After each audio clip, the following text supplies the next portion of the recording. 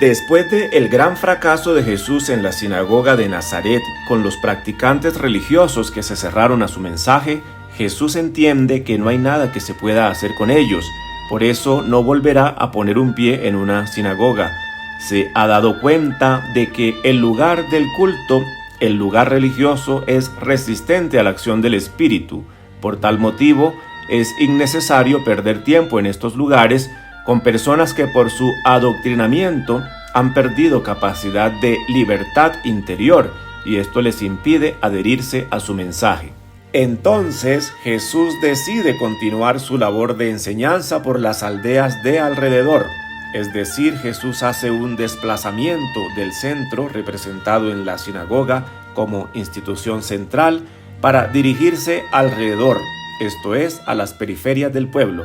Esa periferia que no era tan observante ni practicante, gente buena pero no muy religiosa.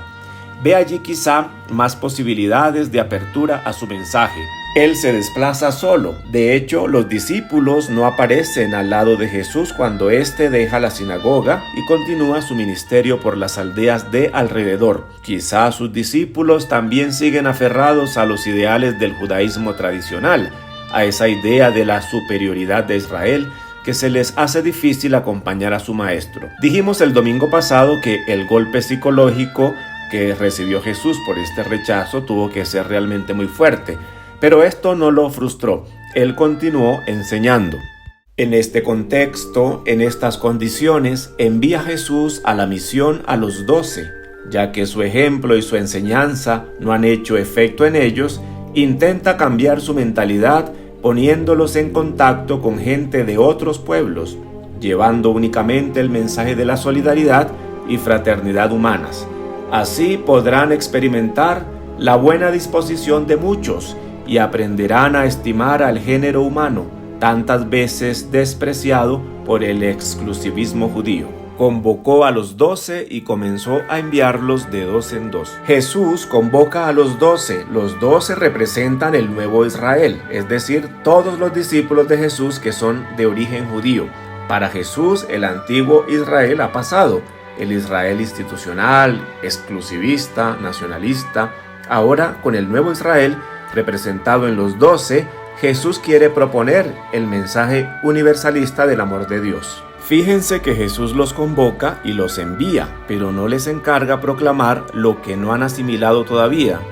Toda labor de proclamación hecha por estos individuos falsearía el mensaje de Jesús, pues al no estar convencidos realmente de la propuesta de su maestro, dicha proclamación no sería eficaz. Por eso simplemente se dice que los convoca y los envía. Lo que hace Jesús es enviarlos de 2 en 2. Ir de 2 en 2 implica la afirmación de la igualdad y excluye la subordinación de uno a otro. Es además testimonio de ayuda y solidaridad mutuas. Israel era un pueblo jerárquico. Dentro de Israel existían unas relaciones de jerarquía muy marcadas y en relación con los paganos se consideraban superiores. Por eso, mandarlos de 2 en 2 probablemente significa que ya no hay superioridad. En efecto, no dice el texto que uno fuera el portavoz y otro su testigo, o que uno fuera el jefe y el otro un subordinado. En el nuevo Israel, para cambiar la antigua mentalidad de superioridad, van de 2 en 2, como 2 iguales. Con eso muestran que no se pretende someter a nadie ni ponerse por encima de nadie. Y les dio autoridad sobre los espíritus inmundos. En este relato Jesús no les confiere autoridad para expulsar los demonios, sino solamente autoridad sobre los espíritus inmundos. Los espíritus inmundos ya han aparecido en el Evangelio de Marcos. La palabra espíritu significa viento, entonces se trata de una fuerza activa que procede del exterior del ser humano. Si el ser humano acepta su influjo, dicha fuerza actúa desde su interior. Cuando esta fuerza viene de Dios se llama santo. Cuando viene de una realidad contraria a Dios se llama inmundo. Por lo tanto, espíritu inmundo es todo aquello que oprime al ser humano, que lo despersonaliza, aquello que le impide ser el mismo, le impide utilizar su razón y su libertad, y de esta manera el ser humano no puede desarrollarse como Dios quisiera. Así pues, autoridad sobre los espíritus inmundos consiste en liberar a las personas de las ideologías que lo dominan y lo deshumanizan. Esta autoridad es inseparable del mensaje de Jesús. El texto griego no dice que Jesús les dio poder, se dice dinamis, sino que les dio autoridad, se dice exousia. Está claro que no se trata de un poder mágico, sino de una superioridad sobre el mal. Se trata de una autoridad para superar no solo los espíritus inmundos de los demás, sino también los propios, es decir, la superación personal de toda ideología que les impediría comunicar el verdadero mensaje de Jesús. Esta lucha de los apóstoles contra sus propios prejuicios nacionalistas, ese fanatismo judaizante, está presente en todo el Evangelio de Marcos. No llevarán nada en su viaje más que un báculo, sin bolsa ni pan, sin monedas. Usen sandalias y no lleven una segunda túnica. Jesús les da a continuación la orden sobre el modo cómo deben comportarse en la misión. No deben llevar provisiones, es decir, pan, tampoco una alforja propia de los mendigos para guardar lo que pudieran recibir por el camino. Tampoco deben llevar dinero que les daría la seguridad de no quedarse desprovistos en caso de no recibir nada. Por una parte, el desapego del dinero permite la libertad.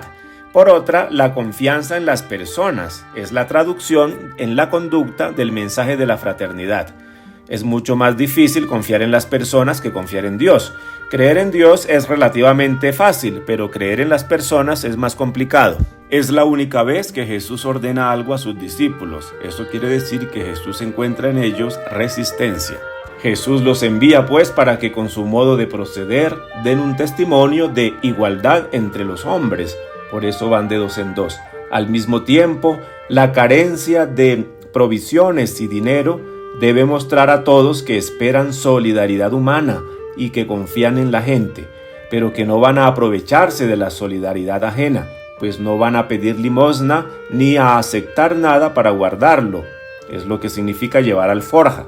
No van a presentarse como mendigos, sino con plena dignidad. Pero al ser dependientes de la buena voluntad de los demás, se elimina toda posible pretensión de superioridad. El bastón y las sandalias eran imprescindibles para los viajes largos. Eso sí, deben llevarlo. Por el contrario, llevar puestas 2 túnicas era señal de riqueza, por eso no deben hacerlo. El vestido refleja la clase social a la que se pertenece. Ellos deben estar a nivel de la gente modesta o pobre. Además les dijo, cuando entren en una casa, quédense allí hasta marchar de allí. Añade ahora Jesús otras instrucciones sobre el contacto con la gente que van a encontrar y cuál ha de ser su reacción según la acogida que reciban. No menciona el ir a las sinagogas, a la institución religiosa judía, lo que sería contrario a la finalidad del envío. Esta misión es para la humanidad entera. Menciona solamente el lugar y la casa familia que pueden encontrarse en cualquier parte. Han de aceptar la hospitalidad que se les ofrece sin cambiar de casa para no desairar la buena voluntad de la gente ni afrentar la hospitalidad ofrecida. No tienen que informarse sobre quién los acoge. Deben aceptar lo que les ofrecen sin mostrarse reacios a los usos del lugar. Los judíos, cuando estaban de viaje, se hospedaban solamente en casa de otros judíos, posiblemente observantes. Esto para estar seguros del cumplimiento de las reglas rituales de lo puro y lo impuro. Para los 12, el nuevo Israel, esta instrucción implica un cambio radical de mentalidad. Entrar en casa de paganos, despreciados por los judíos, y depender de ellos para la supervivencia. Jesús con esto pretende que los 12 olviden su identidad judía para colocarse ahora en el plano de la humanidad abierta. Deben tener una libertad interior muy grande que les lleve a superar tabúes, por ejemplo, alimentarios, culturales y religiosos. Y si un lugar no los acoge ni los escucha, al marcharse, sacúdanse el polvo de los pies como testimonio contra ellos. Puede darse el caso de que un grupo humano, un lugar, una casa, se niegue a aceptar la presencia de los enviados. El rechazo delata una postura xenófoba, cerrada. Lo que viene de fuera no tiene nada que aportarnos. Esto se expresa en el relato de dos maneras: por la falta de solidaridad, no los acogen, y la cerrazón completa al diálogo o a la comunicación humana, ni los escuchan. Han erigido una barrera que impide el acercamiento entre las personas. Es lo mismo que hacían los judíos con los que no pertenecían a su nación. Si eso sucede, deben abandonar el lugar, la casa, pero al marcharse tienen que hacer un gesto de acusación, el que hacían los judíos al salir de tierra pagana. Era típico de los judíos cuando salían de Israel al extranjero, a los pueblos paganos, que cuando regresaban a Israel se sacudían el polvo de los pies para no portar nada impuro a su tierra. Ahora, esto significa que los verdaderos paganos son los que se oponen a la igualdad y a la solidaridad humanas. Ser pagano no se define ya por no seguir las creencias religiosas judías, sino por el modo de actuar. Lo es quien no refleja en su conducta el amor universal de Dios, concretizado en la igualdad y en la solidaridad, en la acogida. Ellos se fueron y se pusieron a predicar la conversión. Recibidas las instrucciones, los 12 se ponen en marcha. No se dice a dónde van ni cuánto dura el viaje, pero la actividad que desarrollan no coincide en su totalidad con la encargada por Jesús. En primer lugar, se dedican a predicar la conversión, de la cual Jesús no ha hecho mención. Es decir, ellos hacen suyo más bien el mensaje de Juan Bautista al pueblo judío, exhortando a un cambio individual sin proponer un ideal alternativo de sociedad. Para Jesús, en cambio, la conversión era solamente condición para construir la sociedad nueva o reino de Dios. Al parecer, los 12 no habían entendido el mensaje de Jesús. Su mensaje no ha penetrado aún en ellos. Ellos siguen imbuidos de la ideología de Israel. El llamado a la conversión era un tema característico de los profetas del Antiguo Testamento. Este ideal lo siguió Juan Bautista, y parece que aquí los 12 van en esa misma línea. La conversión proclamada por Juan Bautista y la proclamada por Jesús van por caminos diferentes. Cabe mencionar aquí el sentido original de la palabra conversión, traducción de la palabra griega metanoia. Literalmente significa cambio de mentalidad. Por lo tanto, la conversión de la que nos habla el Evangelio no debe entenderse desde el punto de vista moral, sino sobre todo como un cambio de la mentalidad que llevaría consigo un cambio en la manera de vivir. Sin primero tener ese cambio mental, de nada servirían los arrepentimientos y los propósitos. En segundo lugar, los 12 se dedican a expulsar muchos demonios y además ungían con aceite a muchos enfermos y los curaban. La expulsión de demonios y las curaciones están en paralelo con las efectuadas por Jesús en Cafarnaún antes de que expusiera el programa universalista del amor de Dios y tomara distancia con la institución judía. Ahora los 12, por una parte, liberan de la adhesión fanática al sistema judío. Es lo que significa aquí la expulsión de demonios. Por otra parte, suscitan en el pueblo abatido la esperanza de un Mesías davídico, restaurador de la gloria de la nación. Es lo que significa aquí ungir con aceite. Este gesto recuerda la unción de los reyes de Israel. Todo indica que los 12 se dirigen solamente a judíos y que siguen aún con su mentalidad nacionalista y reformista. Ellos, con respecto a los de afuera, a los paganos, son nacionalistas, pero con respecto a los de dentro son reformistas, ya que al unirse a Jesús se han vuelto disidentes, pero quieren un cambio en sus instituciones. Ellos, sin embargo, no han entendido que para Jesús todo eso ha caducado y que en la nueva realidad, que es el reino de Dios, todos los seres humanos tienen cabida con la misma igualdad y dignidad. Así pues, los 12 no proponen la alternativa de Jesús, sino la renovación de Israel. Lógicamente tienen gran éxito. Con esta propuesta no experimentan rechazo alguno. En fin, igualdad, solidaridad humana, confianza mutua, dignidad, carencia total de ambición, sencillez en el vestir. Tal es el mensaje que han de transmitir los 12 con su modo de proceder. Puede verse ya el propósito de Jesús con este envío de los 12. Al no poder convencerlos con su ejemplo y palabra, quiere ponerlos en contacto con personas de otros pueblos para que sea la experiencia lo que les haga cambiar de mentalidad. Es una especie de terapia de choque. No los envía a predicar, sino a aprender por el contacto humano. Jesús no les dice qué deben decir, sino cómo deben ser. El cristiano da su adhesión a Jesús, Mesías Salvador, es decir, a la persona de Jesús y al mismo tiempo a su mensaje y a su actividad en favor de los seres humanos. Tal adhesión incluye, por tanto, un compromiso con la humanidad según la línea de trabajo marcada por Jesús. Formulando la misma realidad con otras palabras, puede decirse que Jesús Mesías es el don del amor del Padre para la salvación de la humanidad. Aceptar ese don significa asociarse a la obra del amor para continuarla. Jesús mismo hace de los suyos continuadores de su misión. El espíritu que Jesús comunica y que constituye a la comunidad equipa para la misión e impulsa a ella. La misión es, pues, actividad esencial de la comunidad cristiana, lo mismo en el ámbito individual que en el social. Ahora bien, la misión pretende provocar un cambio en el ser humano y en la sociedad. Esto implica dos cosas. Primero, una concepción del mundo. Segundo, una confianza especial en el ser humano. La concepción del mundo a la que hacemos referencia es la de un mundo abierto, por oposición a un mundo cerrado. Entender el mundo como cerrado significa pensar que existe ya un ideal inamovible de orden, de estructuración de la sociedad que no necesita cambio.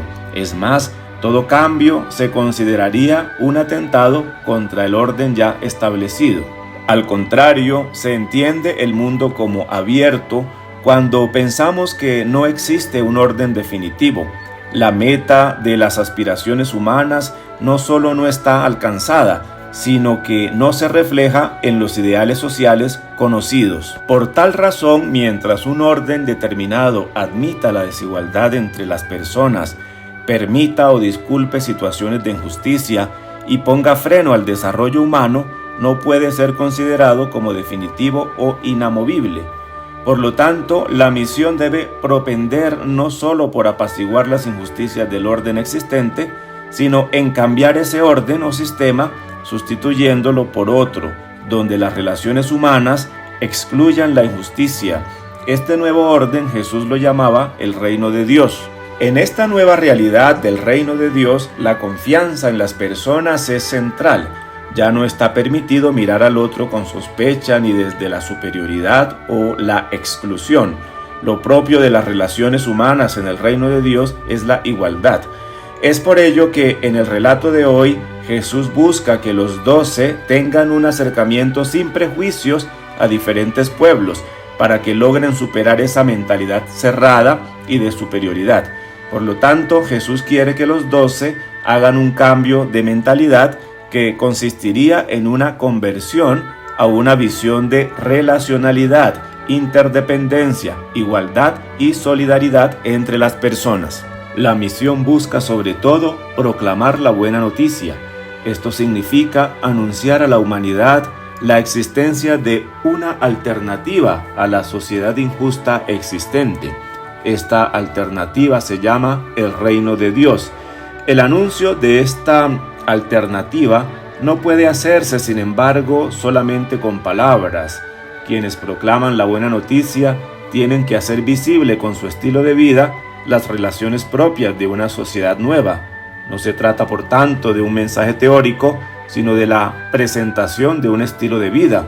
Porque si proclamamos, por ejemplo, la igualdad, la fraternidad, la solidaridad, pero al mismo tiempo en nuestras vidas concretas, en nuestras comunidades e instituciones, practicamos la exclusión, la superioridad sobre los otros, la insolidaridad, dejaríamos sin eficacia el mensaje. La coherencia entre praxis y proclamación es lo que da a la misión su carácter de testimonio. La proclamación y el testimonio excluyen todo fanatismo. porque normalmente este lleva una carga de violencia que pretende imponer la propia opinión o tomar venganza de los que no la aceptan. Más bien debemos remitirnos al respeto de Jesús a la decisión personal. El anuncio de la alternativa es, por tanto, una propuesta, no un apremiante proselitismo. El testimonio, por su parte, expone sencillamente un estilo de vida. La misión tiene por objetivo que los seres humanos alcancen la plenitud de vida. Es lo mismo que decir llegar a ser hijos de Dios o tener la vida eterna. Sin embargo, hay muchos obstáculos, tanto individuales como sociales, que se oponen a esa plenitud. Pertenece pues también a la labor de la Iglesia la supresión de esos obstáculos. Así pues, la misión busca que las personas alcancen la plenitud de vida y al mismo tiempo la liberación de esas trabas que no permiten que el ser humano alcance dicha plenitud. Dentro de estas trabas que se presentan como impedimentos para la vida en plenitud están las ideologías ofrecidas por diversos sistemas opresores, en especial las ideologías de violencia simbolizadas en los evangelios por los espíritus inmundos o demonios. Un gran obstáculo para lograr la liberación de tantos oprimidos es precisamente que ellos mismos han asimilado, interiorizado los falsos valores del sistema que los oprime. Por lo tanto, no habrá verdadera libertad mientras no se rechacen esos valores que impiden la realización del ser humano y la creación de una sociedad según el reinado de Dios. Tanto o más grave es que el ser humano se someta a sí mismo a esas ideologías a que sea otro quien lo someta. Además de las ideologías de violencia están las del poder, la economía, la política y las religiosas. Todas estas impiden realmente que el ser humano alcance o incluso desee la plenitud a la que está destinado.